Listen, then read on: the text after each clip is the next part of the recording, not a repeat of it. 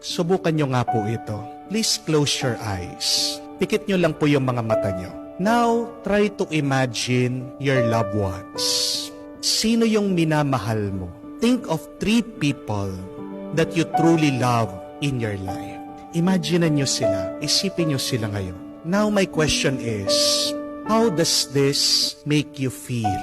Look at your feelings. Observe your feelings. Pansinin nyo po yung nararamdaman nyo sa puso nyo. Ano po sa tingin nyo yung itsura nyo ngayon pag iniisip nyo sila? Di ba nakangiti? Di po ba? Open your eyes. Pag iniisip mo yung mga minamahal mo, di ba ang gaan-gaan ng iyong nararamdaman?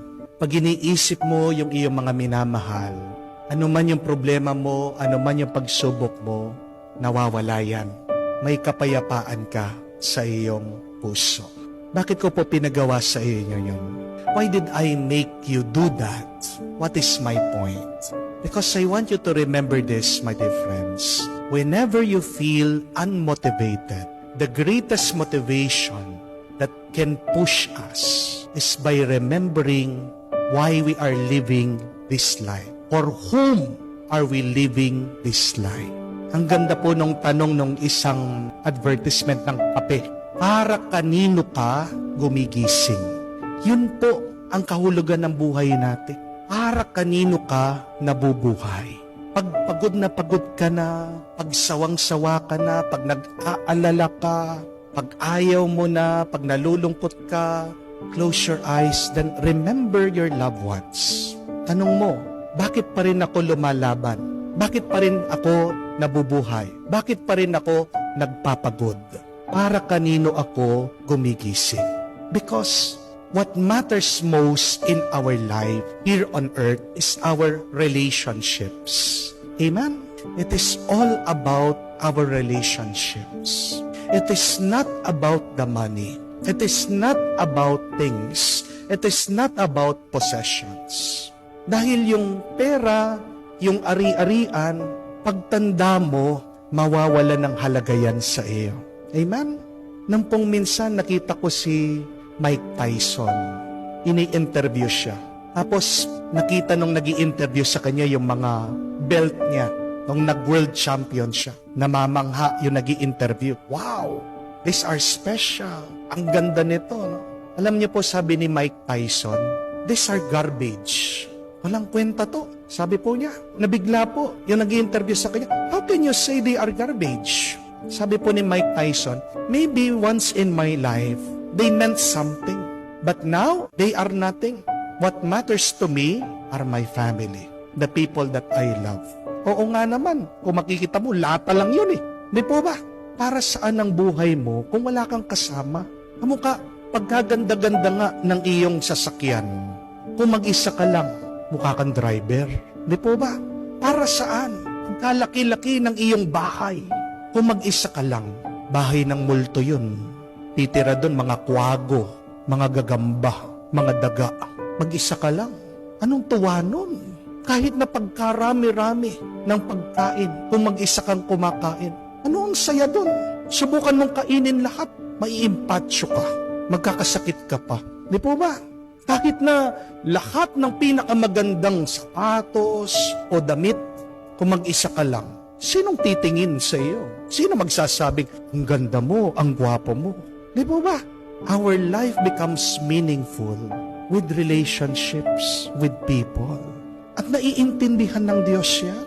Kaya nga, nung ginawa niya si Adan, napansin niya na siya po ay malungkot. Anong ginawa ng Diyos? Gumawa pa siya ng isang tao, si Eva. Dahil hindi daw compatible itong si Adan, kahit na may puno, kahit na may hayop, iba pa rin yung kamukha niya, yung tao. Mahalaga sa Diyos ang relasyon, ang ugnayan. Kaya tingnan niyo po, pag mag-isa si Jesus, palagi siyang nagdarasal. Kanino siya nagdarasal? Anong tawag niya sa Diyos? Ama, ang aking Ama. At narinig natin sa Ebanghelyo, tinatawag niya yung mga nakikinig sa kanyang salita, tumutupad sa kagustuhan ng Diyos bilang kanyang pamilya. Para kanino namatay si Jesus? Bakit nagpapako siya sa krus? Hindi naman para sa katanyagan, hindi naman para sa pera, para sa taong mahal niya. Yun yung mahalaga sa Diyos. At kailangan nating maunawaan yan. Pag nawawala ang halaga ng relasyon sa atin, nakikita niyo po, diyan tayo nadidepress, diyan tayo nalulungkot, diyan tayo nawawala at magwawala sa buhay. Alam niyo po ba sa Japan, bakit ang hahaba ng buhay ng mga tao? Meron silang tawag dun sa kanilang purpose, dun sa kanilang layunin, ikigai, sabi po nila. Ang dahilan bakit ako nabubuhay. At makikita niyo po, napakasimple nung kanilang dahilan bakit sila nabubuhay. Kasi walang mag-aalaga doon sa apo. Bakit nagigising ng maaga, pagkatanda-tanda na, kahit nakukuba na, inaalagaan yung apo. Bakit gumigising ng maaga? Anong nasa isip? Magtatrabaho ako para may makain ang aking pamilya. Pupunta ako doon sa bukid, magtatanim ako para may makain ang mga tao. Ako'y magbubukas ng panaderya, gagawa ko ng masarap na tinapay para ma-enjoy ng mga tao. Tingnan niyo po, tao yung naiisip, hindi po yung pera. Aanuhin mo yung pera nang wala ka namang kasama para ma-enjoy ang pera. Amen? Walang kwenta. Alalahanin natin yung mga karanasan na kung saan sobrang saya natin. Hindi ba yun yung mga panahon na pagsama-samang nagdarasal, nagsisimba, kahit na sama-sama lang na natutulog, maghapon, doon sa bahay? These are wonderful memories. Bakit ang tao nanghihina, nawawalan ng ganang mabuhay? Dahil nawala, namatay yung relasyon. Kaya nga po, sa Amerika, sa Europe, pag pumunta kayo, ang dami pong mga matatanda, may Alzheimer. Ang dami pong mga matatanda, depressed. Bakit? Dinala na po doon sa home for the aged. Masyado pong busy yung kanilang mga anak, yung kanilang mga pamilya. Wala na pong panahon para alagaan sila. Nagbabayad pa nga po sila ng mga tao na mag-alaga sa kanila. Meron pa nga po nagbabayad ng tao para may makausap sila.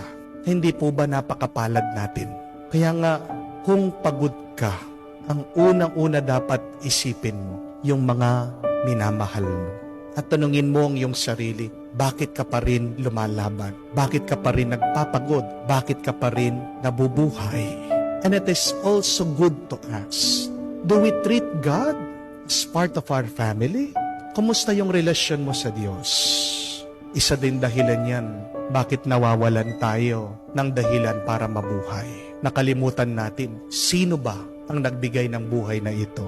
Kaya nga, nawawala na din yung ating utang na loob pasasalamat sa Diyos. Mga kapatid, pagpagod ka na sa buhay, pahinga ka, pero wag na wag kang titigil. Amen? Kailan ka dapat tumigil? Pag tapos na.